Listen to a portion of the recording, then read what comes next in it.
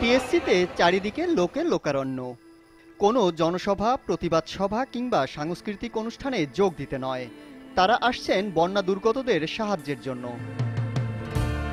দেশের বিভিন্ন জেলায় বন্যার্তদের সহায়তা করতে ঢাকা বিশ্ববিদ্যালয়ের টিএসসিতে বৈষম্য বিরোধী ছাত্র আন্দোলনের গণত্রাণ সংগ্রহ কর্মসূচিতে এভাবেই মানুষের ঢল নামে।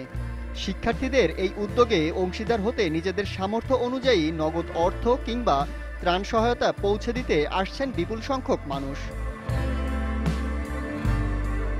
কেউ ব্যক্তিগত গাড়িতে, কেউ কেউ ছোট ট্রাকে করে ত্রাণ নিয়ে টিএসসিতে আসছেন। গাড়ি এসে দাঁড়ালে সঙ্গে সঙ্গেই ত্রাণ সামগ্রী নামানোর কাজে লেগে পড়ছেন শিক্ষার্থীরা। টিএসসির ফটকের বুথে থাকা শিক্ষার্থীরা দাতার নাম ও পণ্যের বিবরণ লিখে রাখছেন খাতায়। শুধু গাড়িই নয়, কেউ পায়ে হেঁটে, কেউ রিকশায় করে যে যার সামর্থ্য অনুযায়ী সহায়তা নিয়ে ছুটে আসছেন টিএসসিতে। কেউ জামা কাপড়, কেউ বোতলজাত পানি ও খাবার স্যালাইন, কেউ চিরামুড়ি, কেউ বা বিস্কুট, আবার কেউ খেজুর সহ বিভিন্ন শুকনা খাবার নিয়ে আসছেন। স্বেচ্ছাসেবক ছাত্রছাত্রীরা সেগুলো হাতে কিংবা কাঁধে করে টিএসসির অভ্যন্তরীণ ক্রিয়াকক্ষ ও ক্যাফেটেরিয়ায় জমা করেন। কেউ কেউ দিচ্ছেন নগদ অর্থ। হ্যান্ডমাইকে নানা নির্দেশনা দিয়ে লাইন ধরে দাঁড়িয়ে সুশৃঙ্খলভাবে ত্রাণ সংগ্রহের কাজ করছেন শিক্ষার্থীরা। পরে সেগুলো নিয়ে জড়ো করে প্যাকেট করা হচ্ছে। এরপর সহায়তা পৌঁছে দিতে বন্যা কবলিত এলাকায় যাচ্ছে ত্রাণবাহী ট্রাক। বিপুল পরিমাণ ত্রাণ সংগ্রহে শতাধিক স্বেচ্ছাসেবী শিক্ষার্থীকে বিরামহীনভাবে কাজ করতে দেখা যায়। মাঝে মধ্যে ত্রাণের বহর খালি করতে হিমশিম খাচ্ছেন তারা।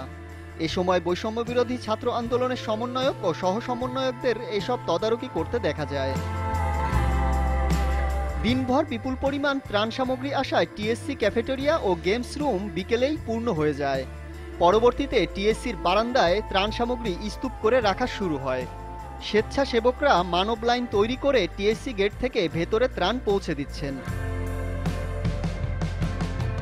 শনিবার দিবাগত রাত 12:30টায় বৈষম্য বিরোধী ছাত্র আন্দোলনের অফিসিয়াল ফেসবুক গ্রুপে জানানো হয়, শনিবার গণত্রাণ সংগ্রহের তৃতীয় দিনে শুধু বুথ থেকেই সর্বমোট 2,25,47,470 টাকা সংগ্রহ করা হয়েছে।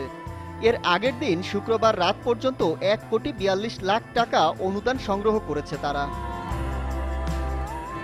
ভারত থেকে নেমে আসা ঢলে সৃষ্ট আকস্মিক বন্যায় 11 জেলায় এখন পর্যন্ত 18 জনের মৃত্যুর তথ্য পাওয়া গেছে। মারা যাওয়া 18 জনের মধ্যে রয়েছে চট্টগ্রামের 5 জন, কুমিল্লার 4 জন, নোয়াখালীতে 3 জন, কক্সবাজারে 3 জন এবং ফেনী, ব্রাহ্মণবাড়িয়া ও লক্ষ্মীপুর জেলায় 1 জন করে। দুর্যোগ ব্যবস্থাপনা ও ত্রাণ মন্ত্রণালয় শনিবার এসব তথ্য জানিয়েছেন। এছাড়া ক্ষতিগ্রস্ত লোকের সংখ্যা 49,38,169 জন। বর্তমানে আশ্রয়কেন্দ্রে রয়েছেন 2,84,888 জন। ক্ষতিগ্রস্তদের চিকিৎসা দিতে 770টি মেডিকেল টিম কাজ করছে।